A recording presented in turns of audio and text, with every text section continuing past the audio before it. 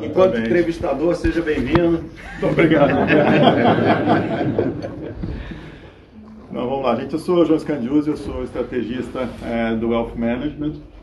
Estamos aqui, prazer em conversar com o Esteves, bater um papo num dia tranquilo, né, Esteves? Um dia super tranquilo. Para quem não sabe, o secretário do Tesouro acabou de renunciar com mais 3 outros, tem mais 4 ameaçando.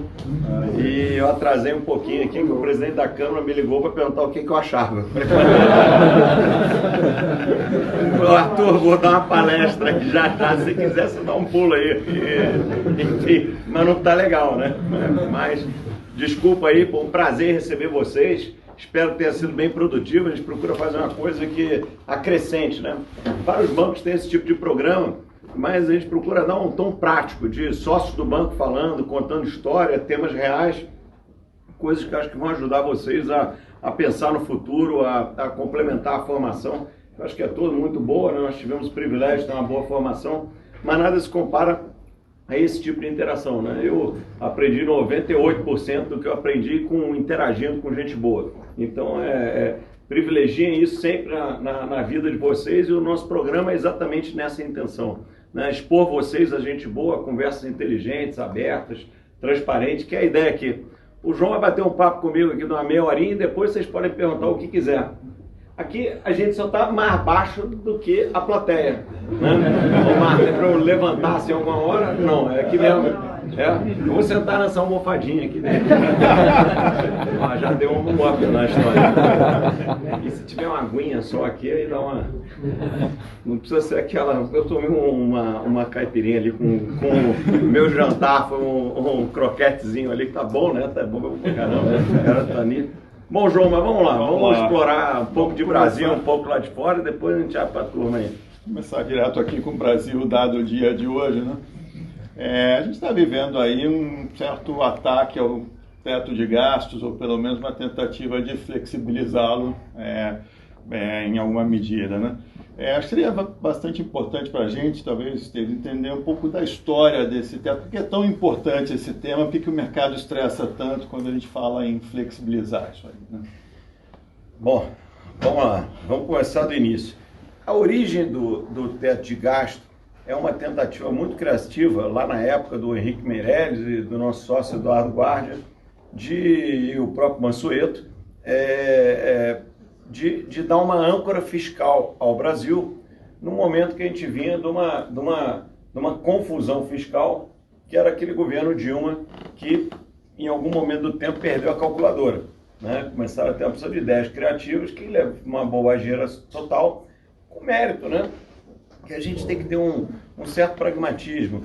Os políticos, eles não são nem bons nem maus, eles reagem aos estímulos políticos, e a gente tem que entender isso, né? Tem muita gente do establishment que tem preconceito. Pô, Brasília, o presidente da Câmara me ligou. Olha, a nossa obrigação institucional é conversar, é educar, é fazer as ponderações, é ensinar, né, as causas e consequências das ações. Ninguém é obrigado a nascer sabendo. E nesse sentido, o teto de gasto, quando ele foi criado, ali no início do governo Temer, era uma tentativa de criar uma âncora fiscal para um Brasil que tinha se perdido completamente nas contas públicas, né? Muito em cima da cabeça econômica da Dilma, se é que dá para chamar de cabeça, e do secretário de Tesouro, na época, o Arnaldo Agostinho, que era um pouquinho pior ainda. Então, eles criaram esse procedimento que era mais ou menos, olha, se a gente seguir esse teto, que agora virou constitucional, né, ele está na Constituição brasileira, nós vamos arrumar esse negócio que se desarrumou, né? E cumprimos o teto durante vários anos. Ele tem algumas imperfeições, né? É natural que, passados 4 anos do teto, se precise fazer alguns ajustes.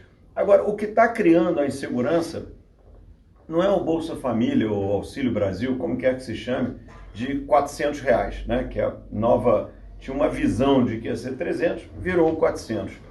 Primeiro eu vou fazer um disclaimer, eu sempre fui favorável ao Bolsa Família, né? O PT incorporou o Bolsa Família, mas na verdade o Bolsa Família é uma criação tucana, né? Quem criou o Bolsa Família foi o ex-ministro já falecido, Paulo Renato, da Educação, que teve a ideia de criar um auxílio para aqueles mais carentes ligado a botar as crianças na escola, que é uma ideia sensacional e que a gente deve continuar perseguindo. E para nós, que temos esse privilégio, se a gente puder fazer uma pequena transferência de renda para aqueles que não tiveram o privilégio de terem educação, de terem acesso, eu acho que traz uma enorme paz social para a sociedade. Então, essa ideia de ter muito Faria Lima, né, que, Bolsa Família, que absurdo, coisa de PT, na verdade não é nada disso. Você olha para o lado aqui, vê o Chile fez tudo certo economicamente. E olha a fotografia de hoje, vacinação sensacional. O Chile vai crescer 7% esse ano. No entanto, o presidente Pinheiro tem 9% de aprovação. Por quê? Porque um cara de 85 anos lá no Chile não consegue entrar no ônibus de graça, não tem uma previdência minimamente digna. Então, não adianta, em países com carências como a nossa, vale a pena a gente fazer programas sociais.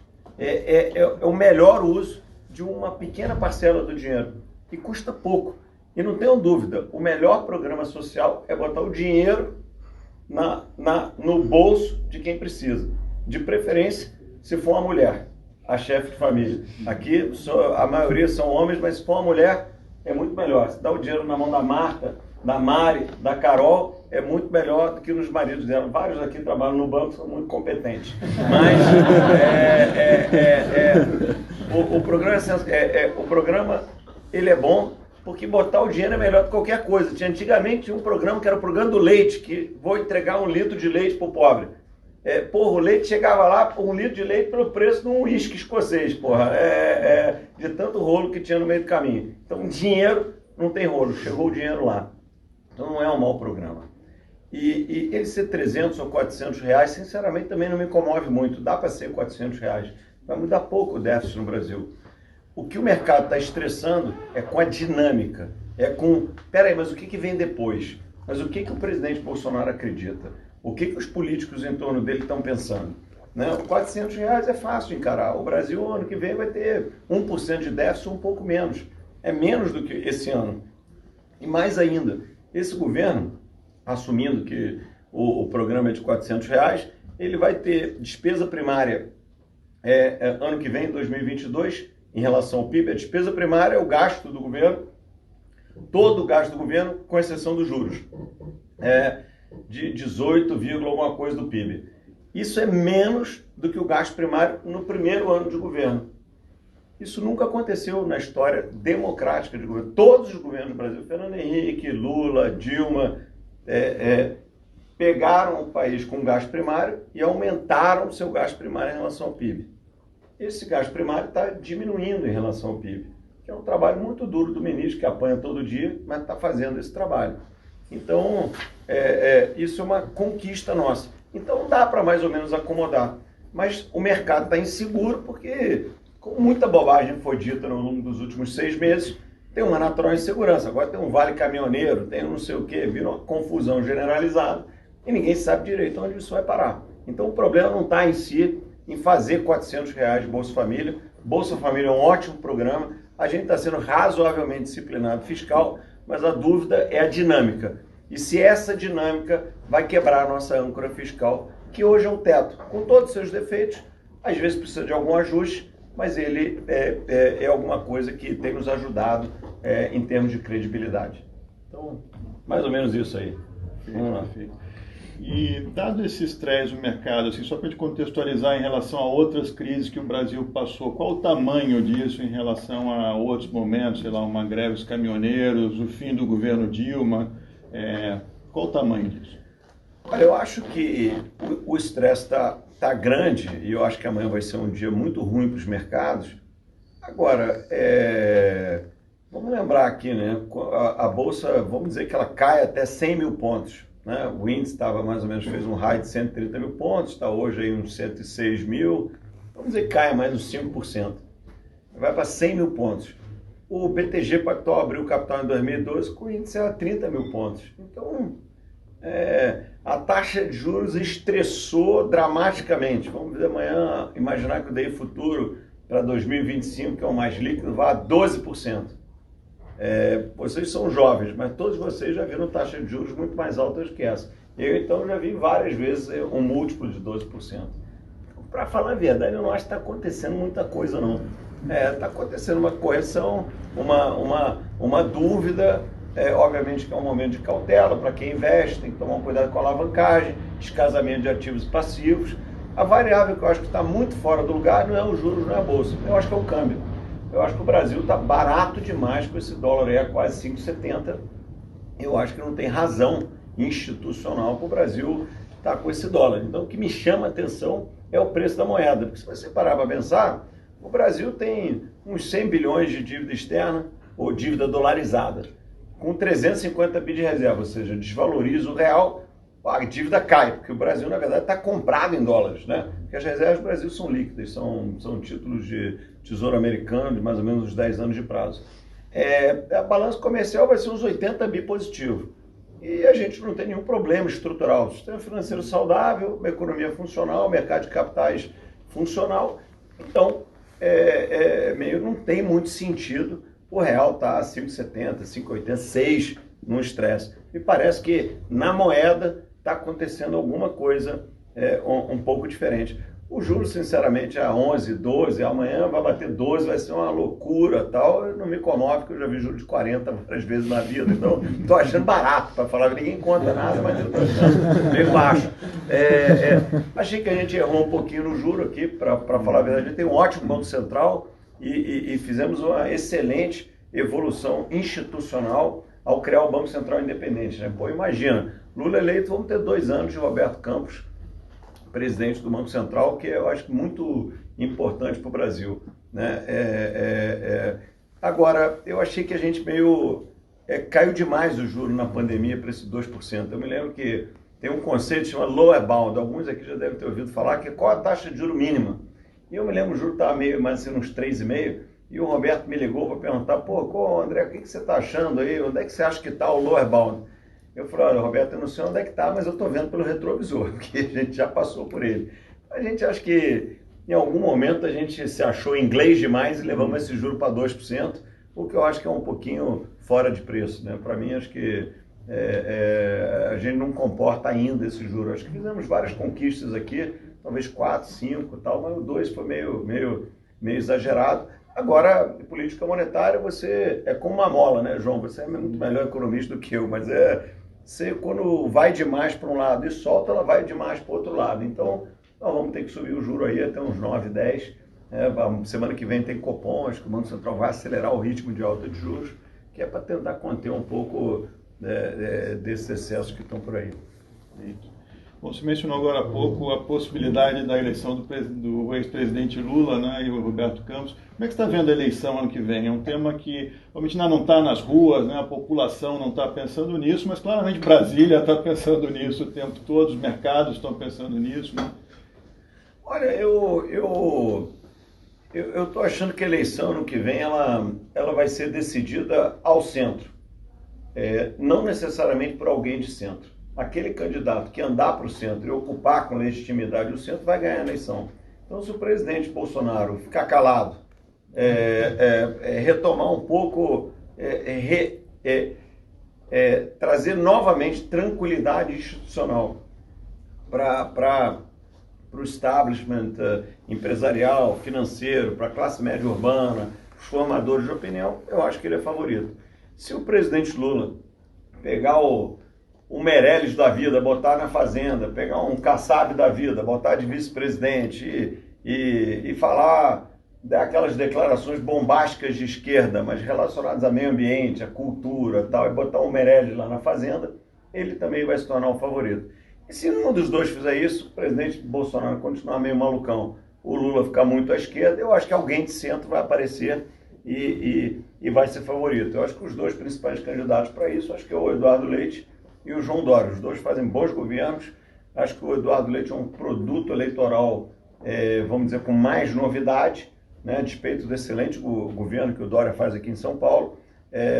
Mas se os extremos ficarem nos extremos, esse centro vai andar.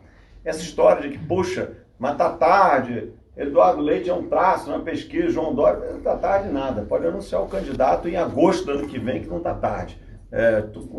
com a conectividade da sociedade, com 300 milhões de celulares no Brasil para 200 milhões de pessoas, não tem o menor problema. Pode anunciar a candidatura 3 semanas antes que pode ser competitiva se for o anseio da sociedade naquele momento. Então, eu não estou muito preocupado com a consequência eleitoral. Vai vir um Lula ultrapopulista ou vai vir um Bolsonaro muito doido. Eu acho que se o Bolsonaro ficar muito doido, não vai ser eleito. Se o Lula for muito esquerdista, também não vai ser eleito. Então, eu acho que tem aqui um checks and balance nosso de sociedade, de dinâmica de sociedade aberta, que vai autocorrigir esse tema. Então, vai ser eleito aquele que trouxer racionalidade e inspirar esse centro, que é a maioria da sociedade. E hoje a sociedade não quer extremos, né? A gente faz muita pesquisa e eu vou contar um pedaço curioso disso, né? Você vai... a gente não está divulgando pesquisa porque o ambiente está muito emocional, então estamos consumindo próprio. Mas a gente faz pesquisa de verdade, né? Essa coisinha de 1000 telefones, tal, quali, quant, 3 mil pessoas no campo, todos os estados brasileiros e tal. E é muito interessante quando você vai no campo coletar e ver o que acontece, né? Por exemplo, nesse Brasil Agro, você vai lá no gerente de uma fazenda e pergunta para o sujeito, pô, e aí, quem é seu candidato? Não, Bolsonaro, eu estou convencido de Bolsonaro.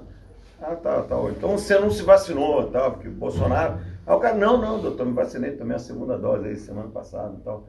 Ah, legal. Então você quer fechar o Supremo? Cara, não sei direito o que é isso, mas não me soa legal. Também não quero fechar o Supremo. Porra, mas você vai votar no Bolsonaro por quê? Se você não, já se vacinou, você não quer fechar o Supremo, qual é a tua? Também não sabe o que é, doutor. É o seguinte, um vizinho aqui limpou um pasto, há uns 2 anos atrás, veio um IBAMA, uns petistas e tal, e meteram uma multa no cara porque ele está suprimindo Mata Atlântica e tal, pô. Não dá para conviver com esse negócio, não. Há uns anos atrás andou um negócio de MST aqui, era um estresse aqui, todo mundo tinha que dormir armado na fazenda, que não sei o que e tal. E agora tem esse negócio de índio aí que querem demarcar a terra que era do índio. Mas o problema é que o Brasil inteiro era do índio, né? Então é só a questão de tempo de levarem a fazenda e tal. Em outras palavras, eu estou contando aqui um exemplo meio engraçado, mas as pautas que levaram o Bolsonaro a ser eleito, elas estão por aí. O vento na sociedade brasileira é um vento de centro-direita, né? Ninguém quer maluquice, né? Claro que tem 3, 4% de doido por aí, mas a sociedade não quer maluquice. Ninguém quer fechar o Supremo, ninguém quer não tomar vacina e tal. Mas a pauta que elegeu o Bolsonaro ainda é a pauta dominante. O vento na sociedade ainda é um vento de centro-direita. Tem um outro teste que a gente fez sobre reforma administrativa, né? E concluímos que é altamente popular a reforma administrativa. E a gente botou uma pergunta intrusa, essa foi boa, porque era o seguinte: você é a favor de equiparação dos salários dos funcionários públicos no setor privado? Sim, tal, sei lá, 70%. Ou você acha que um realinhamento de regras, tal? Sim, tal. Você acha que aquele que não performa deveria ser demitido, mesmo sendo um serviço público conquistado? Sim. Aí lá no meio tinha uma pergunta intrusa, que e claro, as carreiras de Estado, né, desembargadores, juízes, procuradores, deveriam ficar fora, tal? Não. Ou seja, o cara está convencido que ele quer mesmo, né? Quer acabar com esse excesso de altamente popular reforma administrativa, que foi a Previdência, né? A Previdência foi uma conquista nossa da sociedade, que 90% da sociedade demorou 20 anos para ganhar de 10. E a administrativa é a mesma coisa, até hoje 10 ganharam de 90, mas 90 um dia vão ganhar de 10, é o natural. Então, enfim, são traços de como eu estou vendo o ambiente político. Acho que a pauta é de centro-direita. Hoje, se a eleição fosse hoje, o presidente Lula ia ganhar a eleição, mas ia ganhar por WO, porque o Bolsonaro endoideceu do carnaval até o 7 de setembro, no meio a turma está meio, que é isso? Não apareceu ninguém ainda de centro, e o Lula tem um recall, obviamente, muito alto, mas eu acho que ele nesse momento tem uma falsa baixa rejeição. Eu acho que quando ele entrar em campo, o refletor ligado, a turma olhar e falar, caramba, é o Lula mesmo, vai dar uma piorada, né? E a sociedade, eu acho que percebe Lula de uma maneira madura.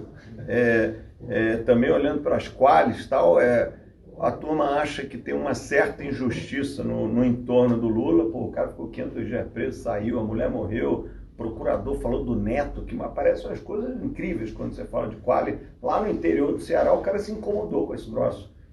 Então tem uma certa sensação de injustiça, por outro lado tem uma sensação também de culpa no cartório e curiosamente mais associada ao PT do que ao Lula. Então, resumindo isso para a densidade eleitoral, o problema do Lula não é o CPF, é o CNPJ e segundo, não é mais o Lula invencível, é um Lula vencível por alguém com uma retórica razoável.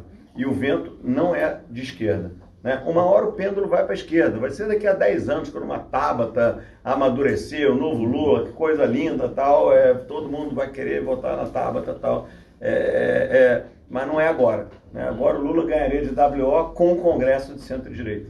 Né? Acho que o tempo vai andar e acho que é bem derrotável, ainda que o Lula é o garantido no segundo turno. O resto vai brigar pela vaga à direita. Né? Dória ou Eduardo Leite vão competir majoritariamente com o Bolsonaro.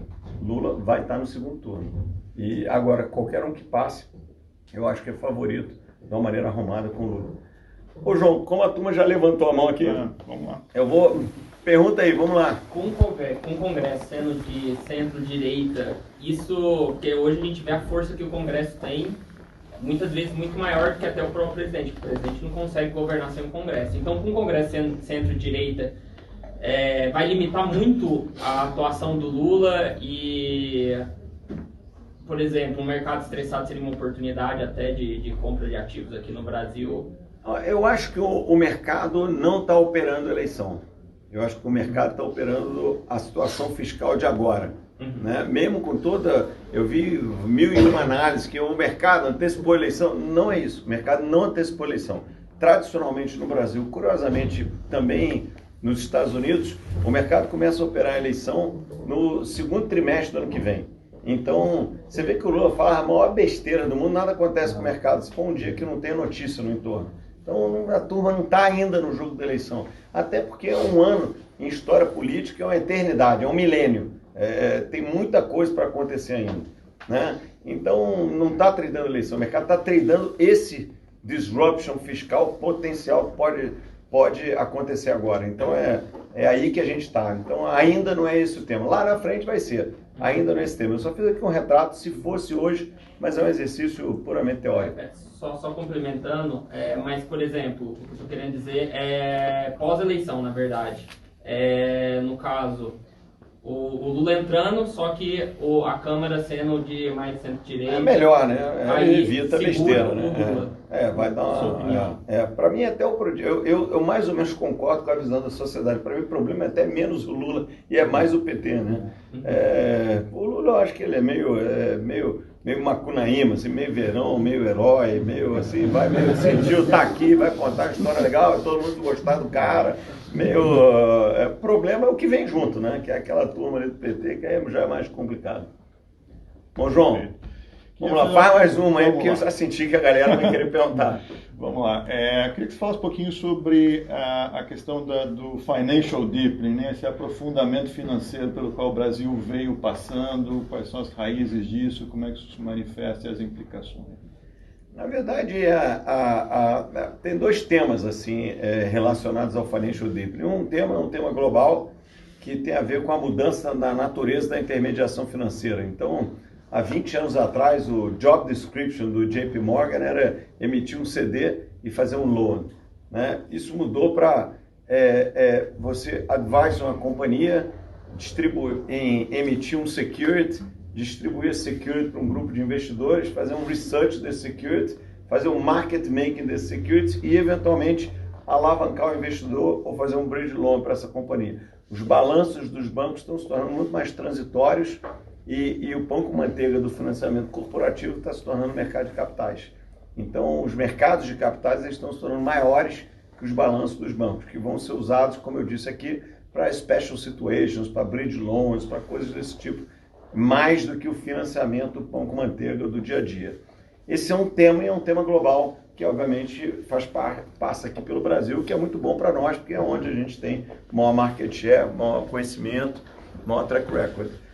O segundo tema tem a ver com o Brasil e tem a ver com a gente ter migrado do mundo de juros de 2 dígitos plus para o mundo de juros de 1 dígito, né? Mesmo tudo bem que o juros está turbulento, está subindo, está isso, está aquilo, mas uma hora o juro vai ser 9, outra hora o juro vai ser 2, mas parecemos ainda estar no mundo do single digit. Então, essa combinação de fatores, a evolução institucional do Brasil, que tem a ver com muitas coisas, né? Na verdade, é uma conquista de vários governos que acertaram um pouco mais do que erraram. E que nos trouxe até aqui. Vocês não viveram a inflação galopante e não viveram as super taxas de juros dos anos 90 e início dos anos 2000. Esse mundo que a gente está aqui é um mundo muito mais razoável, de juros real 3, 4, 2, que é um juro razoavelmente em linha com o padrão internacional. Mas durante 30 anos o Brasil foi a maior taxa de juros, campeão olímpico, medalha de ouro garantida em qualquer competição de juros. Então, a gente perder esse título, eu acho, combinado com a mudança na intermediação, deu um boom de mercado de capitais e hoje o Brasil tem um mercado de capitais, um dos mercados de capitais mais vibrantes do mundo, né? E não é mercado de capital, tem IPO. Às vezes tem IPO, às vezes não tem. Como no mercado inglês, no mercado alemão, no mercado americano, no mercado chinês. Por exemplo, esse trimestre agora não vai ter IPO, um mercado muito volátil, então o cara que quer vender tem medo de vender barato, o cara que quer comprar tem medo de comprar caro. A melhor coisa, nós como Investment Bank, nosso aconselhamento para os empresários olha, segura um pouquinho, vamos esperar até ter um pouco de estabilidade. De novo, o nível de preço não faz muita diferença, né? 100 mil pontos na bolsa vai ter IPO à vontade, só precisa todo mundo ter certeza que aquele é um preço razoavelmente justo. Agora, não tem operação em equities, por outro lado, a renda fixa está explodindo. Então, nós vamos fazer, nós, BTG, 42 operações de DCM, Debt Capital Markets, que são emissões de debêntures, basicamente, no mercado local de companhias locais para investidores locais.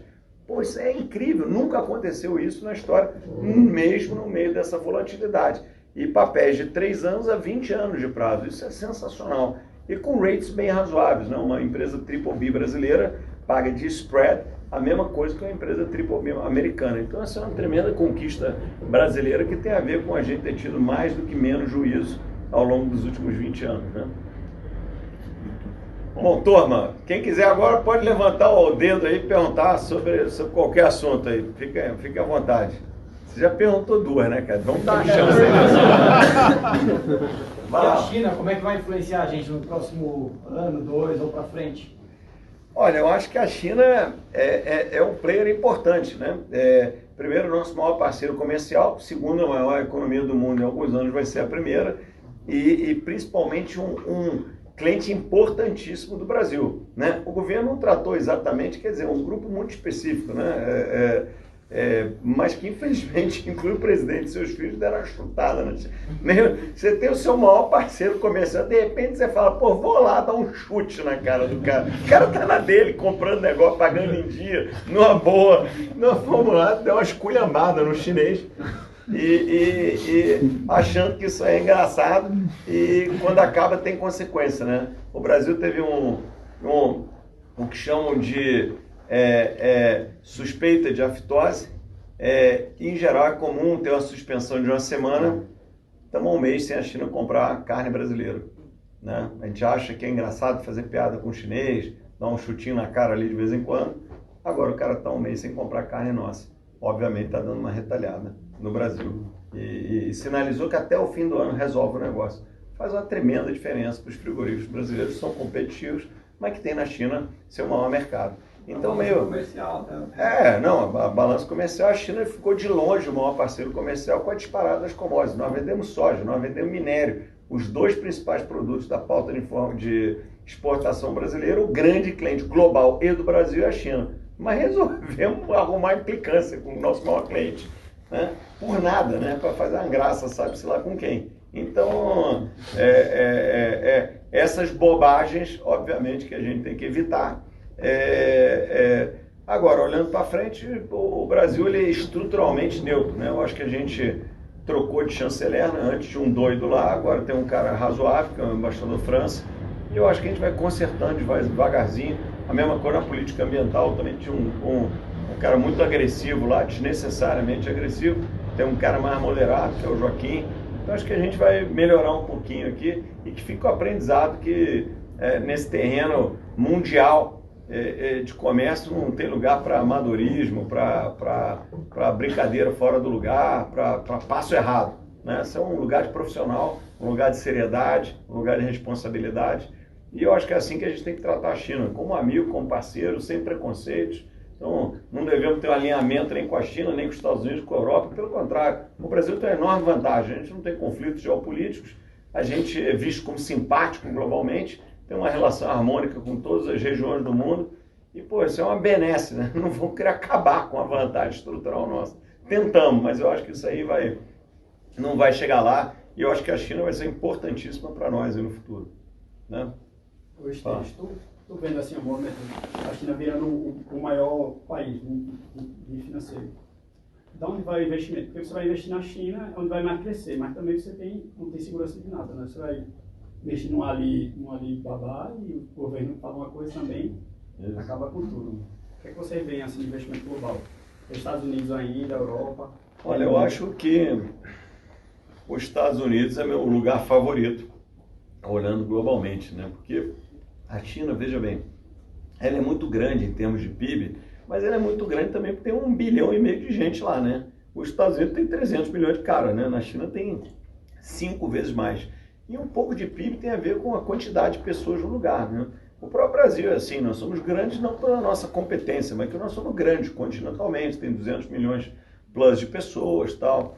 Então a China é muito grande pelas pessoas. Agora, tem muitas inconsistências, voltando até para a pergunta anterior, tem muitas inconsistências no modelo chinês, né? Se você pensar, aquilo ali é um negócio meio estranho, né? Porque 1,5 bilhão de gente, uma enorme mudança. Lembra-se um Brasil dos anos 70 multiplicado por 20, né? Ô João, você que é bom economista, né? É um super investimento em infraestrutura, o cara está criando lá a ponte que ninguém vai atravessar, tudo dirigido por governo, 1,5 bilhão de pessoas virando de rural para urbano, 5 Banespa tocando pau na máquina, o sistema financeiro é todo estatal, e ao mesmo tempo o Google é censurado. Porra, e o carro vai a 200 por hora, né? Quando está devagar. Porra, parece que vai dar uma zebra alguma hora, né?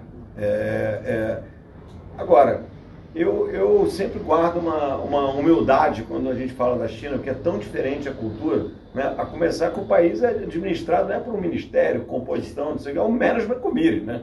Meritocrático. O cara foi lá, diretor de estatal, chefe de província, chefe de não sei... O cara cresceu dentro da hierarquia baseado nos seus achievements e chegou lá e virou um dos 9 para sentar e ajudar a tocar o negócio, né? Muitos engenheiros de formação.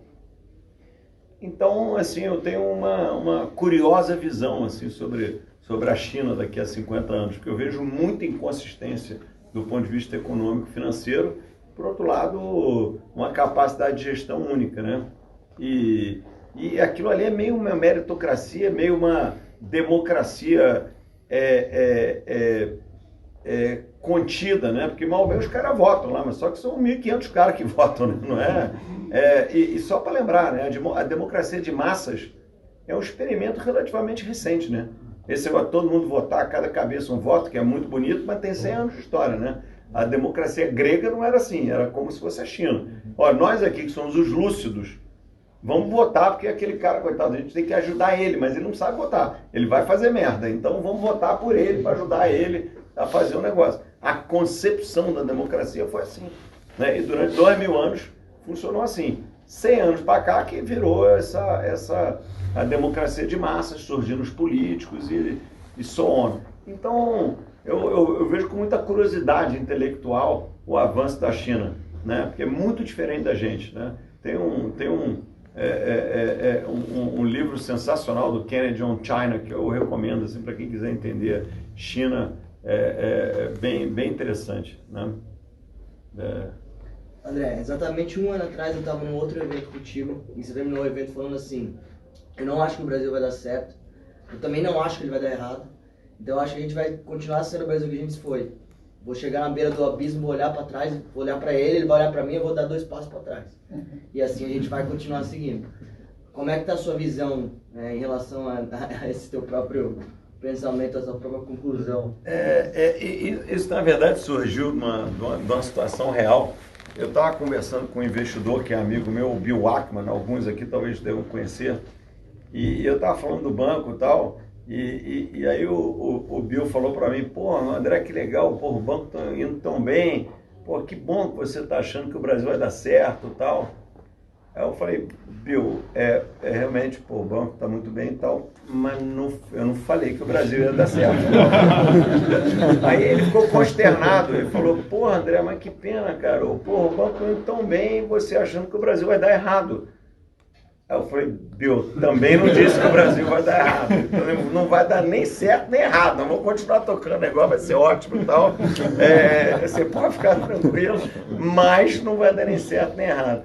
Eu mais ou menos continuo achando a mesma coisa, entendeu? Você vê que começou o negócio a ficar ruim, eu cheguei aqui atrasado, porque o Arthur me ligou, porra, e aí, como é que tá, o que faz e tal. Então acho que a gente tem suficientes checks and balances na sociedade que nos deixa a gente ir para o abismo.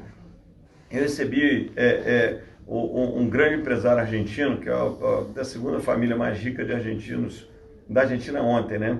E eu sempre fico curioso sobre o que levou a Argentina àquela derrocada, né? Claro, eu posso falar aqui das minhas teses, mas um dos motivos é não ter um centro político, né? A Argentina não tem um centro político, é aquele peronismo que está todo abraçado num lugar com as suas diversas correntes, mas é diferente dessa confusão, entre aspas, brasileira, mas que, no fundo, nos mantém com o fio terra ligado, né? Eu tenho mais respeito por esse centro político do que, em geral, nós aqui no establishment em São Paulo temos, né? A gente, pelo caráter quase que sempre fisiológico, a gente tende a desprezar um pouco nessa turma aí que flutua pelo centro, que cada hora tem meio nome, né? Já é centrão, blocão, já tem vários nomes. Agora eu não tenho dúvida, durante 100 anos de história, esse centro que nos manteve republicanos. Quando o Brasil flertou com as maiores maluquices à esquerda ou à direita, essa turma foi lá e nos puxou de volta, né?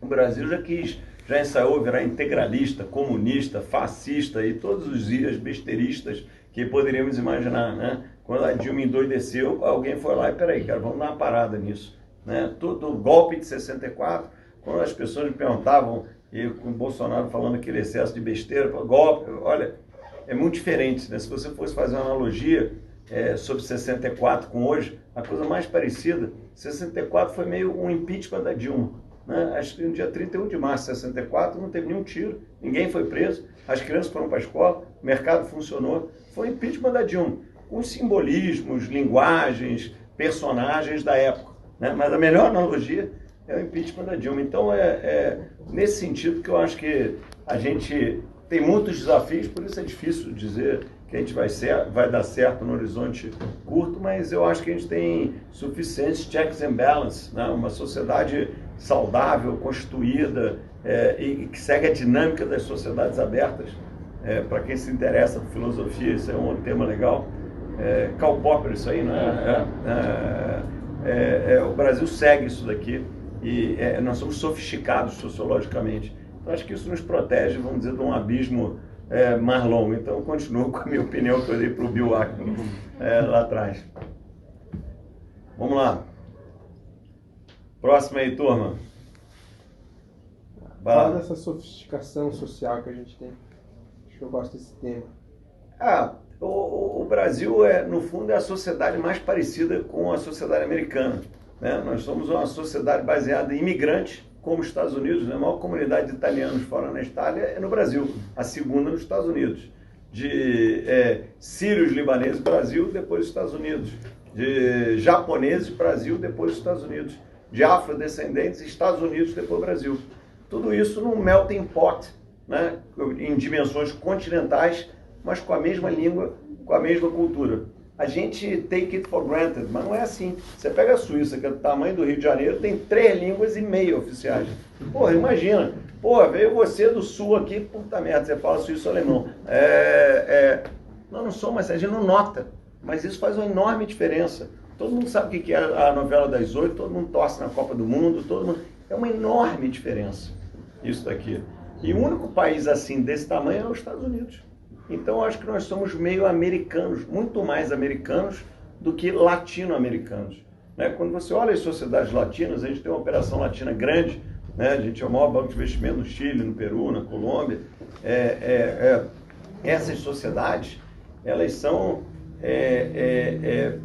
muito mais formais, hierarquizadas, menos mobilidade social, mais preconceitos, é completamente diferente. Esse mundo hispânico do Brasil, super diferente. Eu vou contar uma história que simboliza isso. A nossa operação no Chile, ela nasce de uma aquisição que a gente fez em 2012. Né? A gente comprou o maior banco de investimento chileno, que era a Selfin, que era empresa arrumada, legal, uns caras legais. Aí, pô, vamos deixar os chilenos tocar, vamos chegar lá com, imperialismo yankee, né? Vamos somos um cara legal, brasileiro, vamos tranquilo. Aí, chegamos lá, que legal, partnership, os caras, não, nós somos aqui partnership também, meritocracia, legal, tal. O pessoal cresce aqui, pelo menos aqui cresce pelo mérito, ótimo, bacana, tal. Eu olhei, tem 2 restaurantes na empresa. Então, vamos juntar um restaurante para integrar, tal, tinha um restaurante do back office e um restaurante do front office. Então, vamos juntar, porque lá no banco, o cara bom do back office vai pro front office, negócio legal, tal. Eu comecei no banco, eu era analista de sistemas, tal. Aí o cara, legal, lá no Brasil eles fizeram isso, mas aqui no Chile não funciona, não. Não, vai ser legal integrar, o cara, André, não vai funcionar. Nós somos chilenos, que você não quer que a gente toque, a gente tem que tocar como chileno. Não, claro, tal. Mas vamos tentar fazer, tal. Cara, não funciona. Por que não funciona? Quer saber o que é? Esses caras aqui moram numa região na cidade, esses outros moram numa outra região da cidade. Eles estudaram em umas escolas, esse daqui estudaram em outras escolas. Eles, no final de semana, fazem um tipo de programa e esses outros fazem outro tipo de programa. Não funciona isso. Botar junto, não funciona. Eu falei, puta merda, primeira semana o negócio já vai dar uma cagada, né? Eu falei, cara, não vamos engolir do restaurante, né? Com a segregação racial. Aí eu falei, cara, eu pensei melhor, a gente tá precisando de espaço, não vai ter restaurante nesse troço aqui. Porque entre 2... já que não dá para impor, para não ia meter tudo goela abaixo, vai ter 0 agora. Então, largamos de 0 o restaurante. Hoje tem um restaurante só, porque a gente também agora já toca o negócio, marca a nossa cara. Entendeu? Isso é um simbolismo do que é a sociedade. Você vê o Chile com tanto sucesso econômico e tanto problema social. Incrível. Com uma renda per capita de mais de 2 vezes a brasileira. Com a vacinação sensacional. Muito menos miséria que o Brasil, mas tem 2 restaurantes. Então, isso que eu acho que é a força da nossa sociedade. Aqui, no fundo, qual é o nosso preconceito? Não temos, Lá no banco o cara chegou talentoso, não interessa, japonês, azul, negro, qual a sua preferência de vida, de sexo, não faz diferença. Em geral, nós somos assim. Nós, como sociedade, somos assim, nós somos leves. Isso é uma qualidade. E a sociedade mais parecida com a nossa é a americana. Né? Então, nesse sentido que eu tenho um pouco mais de confiança da gente bem assim no longo prazo, né? ou continuar indo melhor. Porque se você olhar os 30 anos, voltando para a sua pergunta, os últimos 30 anos, a gente também pode declarar que a gente não deu certo nem errado, mas a gente andou para frente. O Brasil, sem sombra de dúvida, ele evoluiu. Né? De novo, não podemos dizer, o Brasil deu certo. Não deu certo. Mas também não deu errado. Agora, se você pegar qualquer indicador social, vamos dizer, dos básicos, expectativa de vida, mortalidade infantil, educação, tudo melhorou. Né? Só que também melhorou umas coisas, criamos uma proteção social, o juro é 9%, a inflação acabou, essa inflação aí de 9% é normal, a inflação nos Estados Unidos está, setembro foi o 4º mês seguido de inflação acima de 5%. Se os Estados Unidos está com inflação de 5%, a Alemanha de 6%, o Brasil 9%, está mais ou menos ali no normal. Né? Então, mais ou menos é essa aí que eu quis dizer. Né? Vamos lá, turma. Tem o Marcos, você está me dizendo aí que já está ali, ó. Tem ali, ó. Parece que não passou. Não passou? Então, mas tudo bem, tem mais um show. Coquetel, tem mais coquetel ainda. Comida tá boa aí, Mas vamos lá, pode mais. André, fala. Qual a sua opinião sobre a reforma tributária? Qual seria a ideal para o Brasil nesse momento? Claro, levando o pressuposto que a melhor reforma é a que passa, né? Mas, assim, visto isso, qual seria o ideal para o Brasil nesse momento? Olha, a reforma tributária no Brasil e em qualquer outra sociedade, ela é a mais difícil de você passar. Porque diferente da reforma previdenciária ou da reforma administrativa, que tem uma grande massa da sociedade de um lado e uma minoria privilegiada, barulhenta, mas privilegiada do outro. Como eu brinquei aqui, é 90 contra 10. Na tributária são todos contra todos. Estados exportadores contra estados importadores. Estados e municípios contra o governo federal. Serviços contra indústria. Então você tem naturais conflitos. Não é porque um é mau, o outro é bom. São naturais conflitos distributivos. Então, ela é uma reforma dificílima. Então, a minha opinião foi sempre fatiar o máximo a reforma tributária. Então, eu fui um dos que sugeri essa fórmula. Vamos começar IR, depois PIS e COFINS, depois CM, porque você tem mais chance de mitigar o conflito. Se for um reformão, é muito bonito de falar, mas é muito difícil de fazer, né? Nós somos fazedor, né? Nós tocamos banco, né? Com a barriga no balcão. Então, é bacana pra caramba. Não, tinha que ter uma grande reforma. Que absurdo esse ministro que não faz uma grande reforma. Porra, senta na cadeira e vai lá fazer, né? É fácil, né? Eu adoro ler essas opiniões ou tal. A gente não falou muito de câmbio, né? Mas tem aquela pergunta favorita. Eu gosto quando pergunta assim para economista de banco, mas vem cá, qual a sua visão do câmbio para final de 2023? Pô, perguntar não é nada, mas o nego responde, né?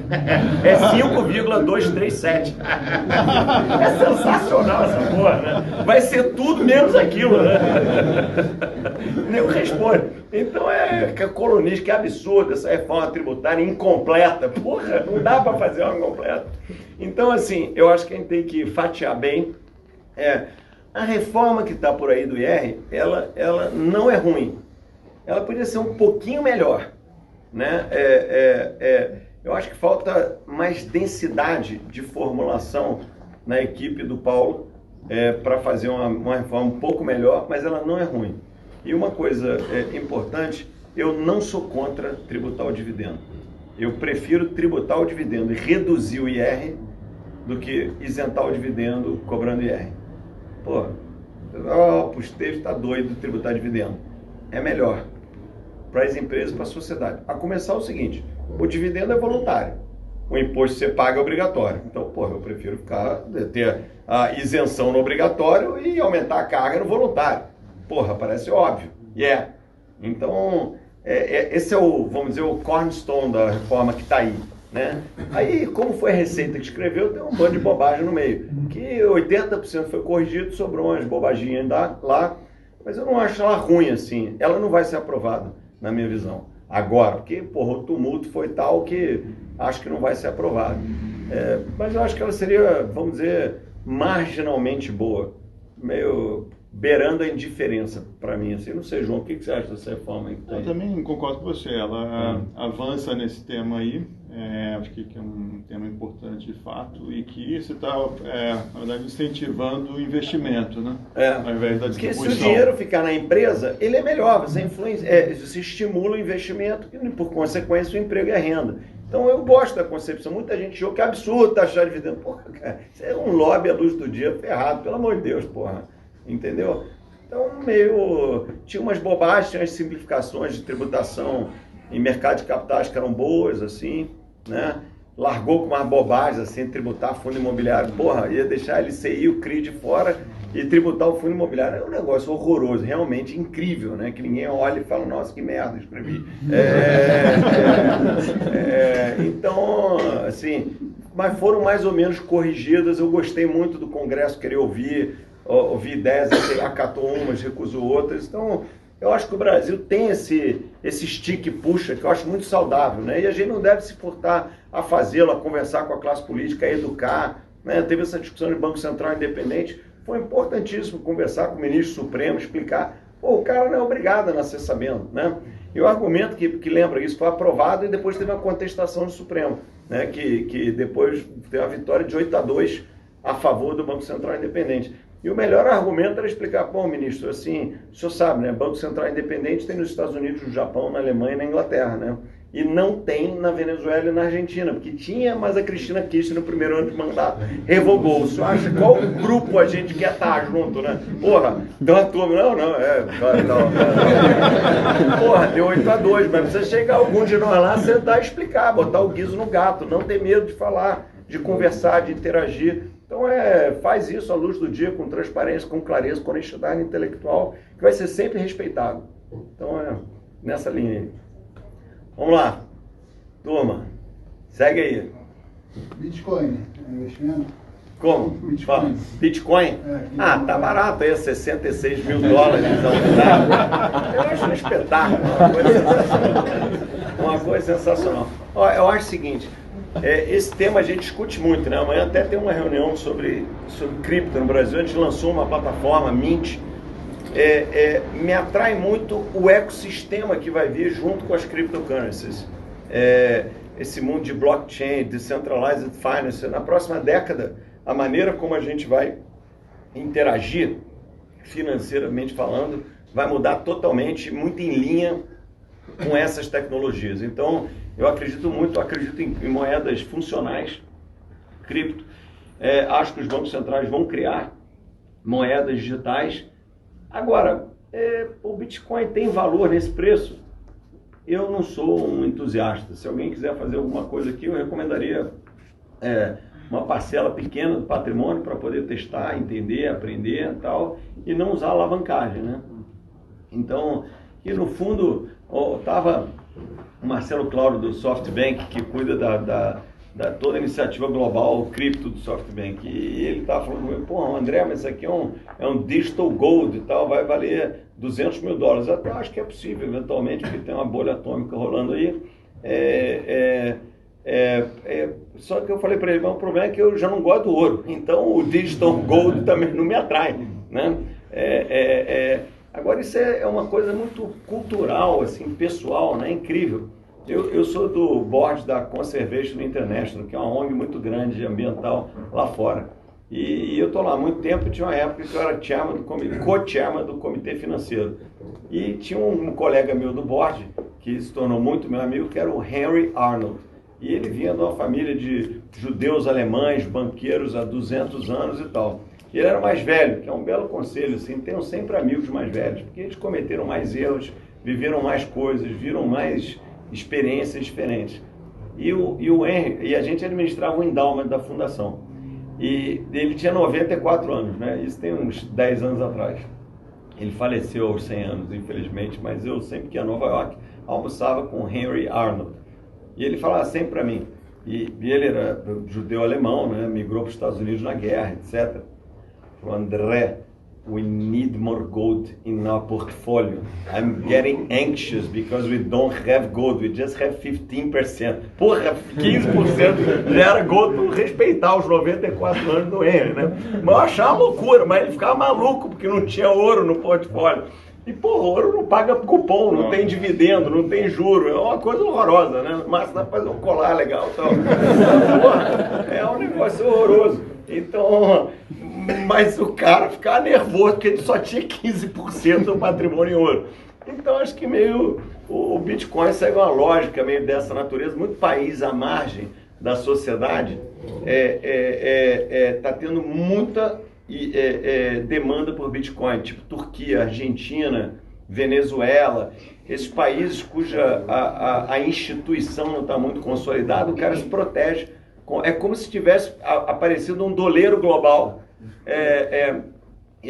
fazendo uma ressalva, porque doleiros nos anos 80, 90, eles tinham uma função institucional. O cara da classe média, ele chegava ali no final do mês, ele queria comprar $50, $100 para se proteger da hiperinflação, do corte de zero, da nova moeda, do calote da vez, do governo da vez, né? Então, por exemplo, o Banco Central Turco fez uma pesquisa e $7 bilhões de dinheiro saindo da Turquia para comprar Bitcoin. Porque o cara, tem um ditador, uma moeda uma loucura, o cara demite um presidente do Banco Central a cada trimestre, o cara, vou comprar esse Bitcoin aqui, que é mais fácil que o ouro. Entendeu? Então está tendo uma utilidade funcional, institucional. Então eu estou bem intrigado intelectualmente com isso, assim, mas como eu não gosto do ouro, eu também não gosto muito disso, que eu vejo que é a legitimidade. Agora, está tendo fluxo para isso, né? Estou vendo esse fluxo aí claramente, né? Por isso que a moeda sobe a cada trimestre com muita volatilidade. Eu não vejo isso como uma moeda global, porra, muito volátil, muito insegura, uma história que ninguém sabe quem criou, tem um cara que tem 20% de estoque. História meio doida, né? Há de convir que é muito doida para mim. Então eu tô mais sidelines assim, mas eu não critico ter alguma coisa nesse contexto de digital gold. Isso que eu ia te perguntar. Não. Pera, vamos ali primeiro, Kim, aí depois a gente vai. Vai lá. Eu estava querendo saber a sua opinião com relação a mega empresas como a Evergrande, lá da China. No quesito de quando ela entra no endividamento e ela entra na beira da falência, entrar na falência, né? Então não tem como pagar a dívida dela. E como né, quando isso acontece nos Estados Unidos, os Estados Unidos intervêm, ajuda, né, injeta dinheiro para que a falência não ocorra, ou para não, né, no caso, causar uma crise maior e afetar a população. E agora com a China não fazendo essa intervenção, deixando realmente para que o povo se lasque. Eu queria saber